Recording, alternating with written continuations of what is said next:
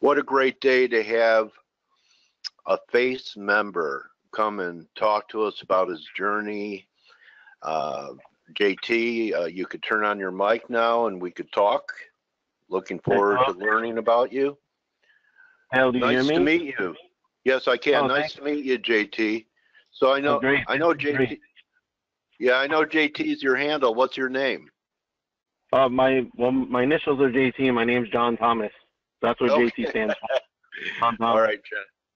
John, so, I don't know you well. I've seen you in the, we probably exchanged a few texts. I think that maybe you talked about that some of the things I taught with 3 drives you've integrated into your trading. Yeah, I'm definitely. I'm just trying to get a handle on who you are. So I do remember exchanging some messages with you in the chat room. So why don't we start from the beginning and tell us what led you into the trading business and how long you've been at it, and did you have mentors, or a little bit about your journey, John? Yeah, sure. That's great. So I was about 23 years old and I started day trading. I got an idea from a friend, and that didn't go well at all. That was back in about 2007, and then I wasn't good at all. I thought it was a get-rich-quick scheme, and I didn't have much training at all, and I failed miserably. Then I got into Forex because it was 200 to 1 leverage at the time, and that was a mistake also. Okay. Yeah, I kind of remember that era, 2007. I think everyone was a day trader. It was the same as 2000. And Right. What happened is, if their day trade didn't work, they turned into a scalper, and then because they were waiting for it to work, and then a swing trader, and then that day trade became a position trade, right? So yeah, and then it becomes a big loss. Eventually, a really, really big loss. Because at the time, I didn't know how to take losses. I was only worried about making money. Right. Okay. So what allured you to Forex was actually so dangerous, was 200 to 1 leverage. So did you go in there and leverage every buck you had and tried to trade it that way?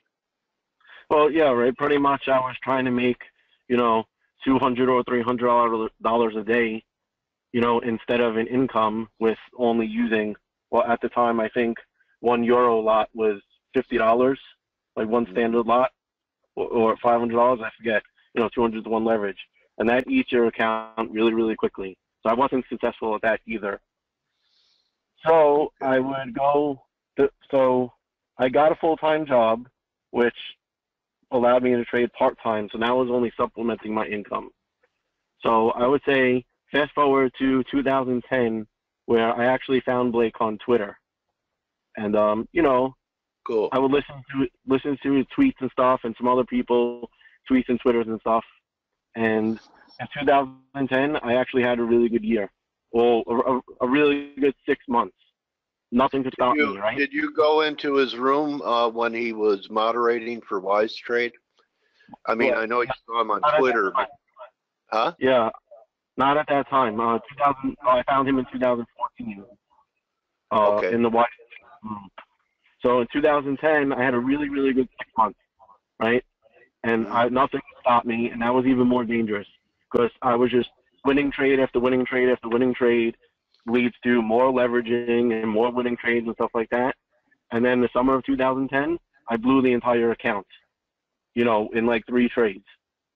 Because now, I wasn't used to taking losses because I was so successful in my trades. And so that was that's an interesting one. That's almost, you get hubris, where right. I actually tweeted about it. So this was the example. When people have windfalls, and I know you treat it differently now, John, but I tweeted that when people have big windfall profits, they tend to get sloppy because their mentality is, well, I'm trading the house's money. But you know what? It's not the house's anymore. It's yours, and respect it and protect it. So that's kind of what happened to you. You were, you know, infallible, so your ego wouldn't let you get out of the way, and you fought something, and only 3 positions wiped out 6 months of work. How did you ever come back from that mentally and emotionally? I'm not even talking about financially.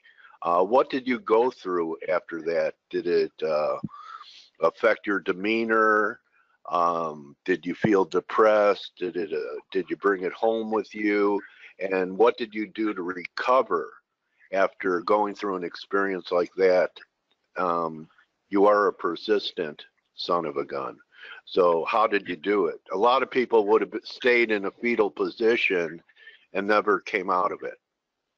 Yeah, so it definitely was a bad time. Like, there was definitely times where there's arguments, you know, with the wife, or I'm not a happy person at home because I can't believe I just did that. Like, I was on my road to success and then I just crashed. So the mentality was definitely a dark place. And so the way I got out of it was just I said, hey, if I did it in 6 months, I could do it again.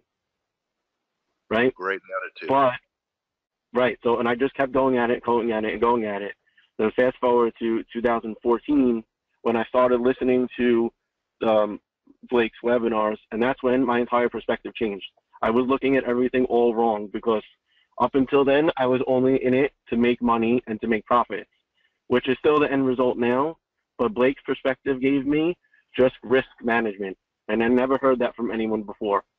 You know, all I had to do was protect the money I made, and that changed my whole mentality. So what a great mentor, and it's such a simple yet difficult thing for most people to do. So what steps did you take? You never traded without a stop after that, or how do you manage risk nowadays? You don't trade unless you're in front of the screen, or you do use hard stop losses in your trading. Right. So I as of right now, even the past couple of months, I've grown a lot. Like my account is really positive, and the chat room has a lot to do with that, and the whole F.A.C.E community has a lot to do with that. So now, because I am only a part-time trader, like Blake mentioned before, my goal is to become a full-time trader, but I do have a day job. So I do use really, really tight risk to reward. Like I do use hard stops, really only 30 to 40 pips, or, you know, I have a calculation based on maybe if I have a wider pip range, then I'll go in half-size position. Okay, so, let me ask you, what time frame do you trade off of using 30, 40 pip stops? Usually I don't look at daily too much, but I am aware of like the daily trend. And then I go down to the 4 hour and 1 hour to see, like, you know, what I used relative strength. I used the 3 drive to see what direction we're kind of trending in. And then because my stops are so tight, I wait until like a 15-minute confirmation to really, really drill down into the entry. So to be honest, so it's really is a confirmation a 15-minute candle, reversal signal, or something like that to give you confidence for the entry, and you wait for the candle to close? Yeah. So sometimes I do wait for the candle to close. Sometimes I wait if it's at my level, like a previous horizontal resistance or support. Anywhere where I think that it's got to turn here, you know, that I only need to give it 30, 40 pips, because then I know I'm wrong. You know, that's what you need to do. You need to know where you're wrong and just get out of the trade. Okay. I know a lot of people have difficulty with being right the market, wrong the trade with tight stops. Does that happen to you often, using 30, 40 pip stops where you'll get picked off and then the move you're looking for happens, but without you? Yeah, so that happens all the time. I was about to say, the way I trade at times can be really, really, really frustrating. Like, I miss trades all the time. I miss wins all the time. I get stopped out and then the market reverses. But at the end of the day, well, not at the end of the day, like over longer term, at the end of the week, at the end of the month, I didn't lose a lot of money. Even if I have bad weeks, I'm not losing a lot. And then it only takes 1 or 2 trades to recoup my losses, because when I do hit a trade, it's at 4-to-1 risk to reward, or 3-to-1 risk to reward. Okay. So you've been at it in different ways for what would we say 8 years? Didn't you bring up 2010 when you tried to day trade, or 2007? Okay. Right. Yeah. So really, you've been at it 11 years. Okay. Yeah. So how, and mainly part-time, because Right. and you know what? I'm also a believer in having more than one revenue stream. There's only really a special breed of person that doesn't make trades too important if that's his only source of revenue or her only source of revenue. Most people tighten up if it's life or death to pay the mortgage on a trade. So you may end up finding that you like having a job. It may not be the same one, but another revenue source takes the heat off you and the pressure of every trade having to be life or death. So you went into Wise Trade, and would you say it took you about 8 years to finally get it? Yeah, so I was a failing trader for about 8 years, but I was like always on the brink. Like I always had flashes of 3-4 months where I knew I could do it. So right. That's why. So what I'm going to say is, I think to me, the trading part is the easy part. Reading charts is the easy part. Analysis is the easy part. It's the mentality and actually executing the trades. That's the really hard part. Like you said, you could think you're right, but the market, and you could be right, but the market goes against you because they say, what's the term? The market can stay crazier more than you could be right, or for longer, or something like that. Oh yeah, manias. Oh, with manias, yeah.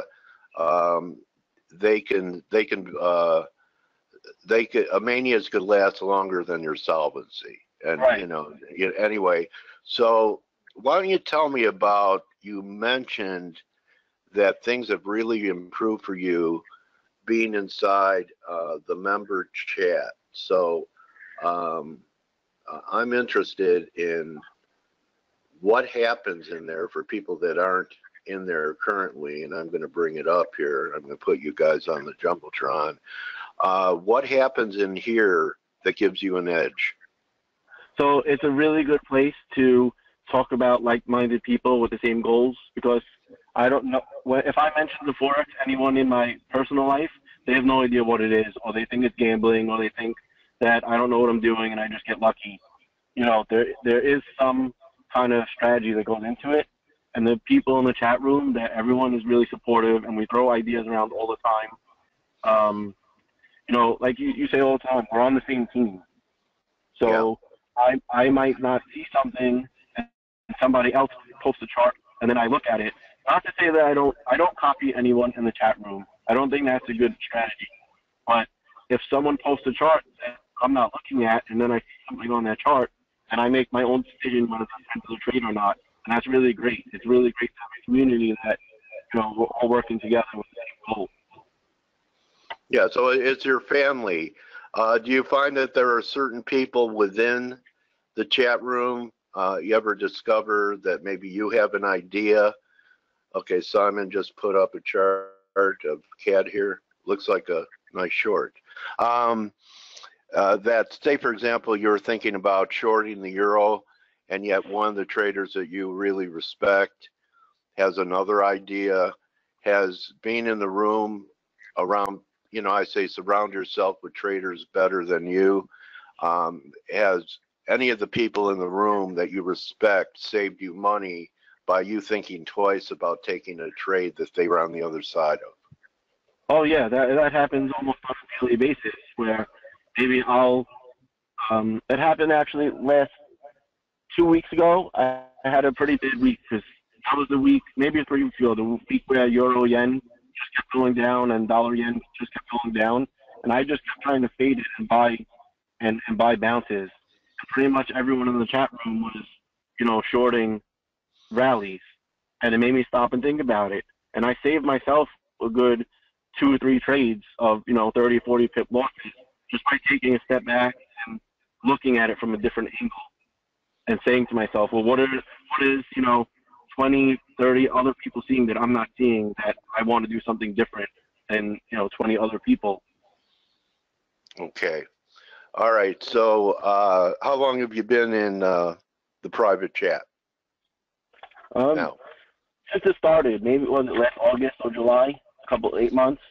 Okay. All right. And do you ever glean anything from interviews that have helped you in your trading? Ever find somebody there that you have decided to maybe follow or subscribe to, and they've helped you? Yeah, I'm not that active. Fine answer. Yeah, your interview. I'm not that active on Twitter. I listen to the interviews for more of like mentality-wise perspective. Okay. And I try to because every trader is different. So some strategy is not going to work for me. I have my own strategy that are parts of other people's, but I really like to hear everyone's stories because that they're success stories. Everybody didn't start making 200 trips a day or becoming Forex millionaires. Everybody started from somewhere. And to me, that's really interesting. We can learn from everyone, can't we, John? Right. So let me ask you: do you have anyone you could remember that was a favorite guest of yours? I'm just curious. I'll invite them back. Do you have any? Well, I know a couple of months ago, maybe early last year, you had one guest, 50 Pips. He's on Twitter, 50 Pips. And oh yeah, 50. Yeah. Okay. He talks about the same things, like surrounding yourself with like-minded people, and his mentality was great because his style was more like mine, where protect your stops, don't lose too many pips. Like maybe you don't need my style itself. I don't need like a 200 pip stop. Okay, who's your best friend in the chat room? I'm definitely gonna have to say right now it's Nitish, because Nitish helped me a lot last week. Oh, cool. He's always there. I don't know how he does it. All right. Well, there you go. Yeah, Nitish. So, there's a testimonial for people. All right, helps me a lot. And your favorite mentor, let me guess, it's I'd say probably Blake Morrow. Yeah, well, he's the one that started it all. So. Okay. All right. What do you think about Volgi? Volgi, huh? So like Steve and Stelios.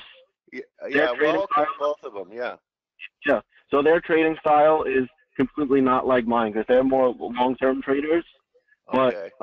I definitely listen to them for the trends. Like okay. Do you pay attention to Greg's work on the site?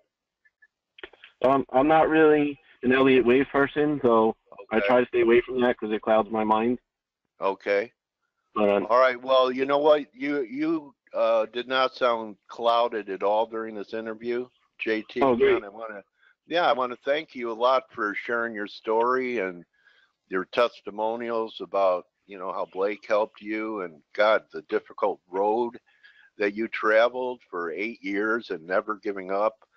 An old veteran like myself, his name was Jake Bernstein, said that what makes a winner is something called stick-to-itiveness, and you definitely have that, John. And congratulations on your perseverance, and so glad that things are working for you, and you're a great part of the ForexAnalytix family. And brave, because most people fear public speaking almost as much as death, and you weren't afraid to share. So thank you very much. Yeah, thank you, my trading warrior brother. Appreciate you. In football, a great line knows how to fill the hole, and you did it today. So thank you so much, JT. All right. And that's it for us today, F.A.C.E. Thanks for sticking around. Tomorrow's investing.com. I have Michael Lamoth with me. Michael's pretty famous, has about 50,000 followers on Twitter. So we're looking for a great day. Trade well. And remember, most of all, just like John, felt blessed by, finding Blake and finding F.A.C.E and finding the private chat room.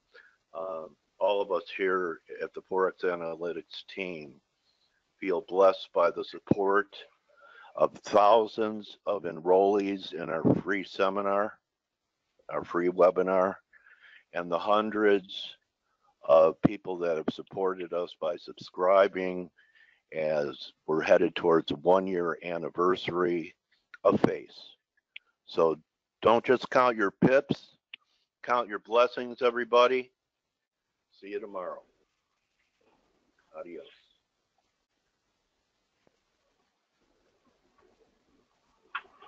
Thanks again, JT. Thanks, Dale. Bye.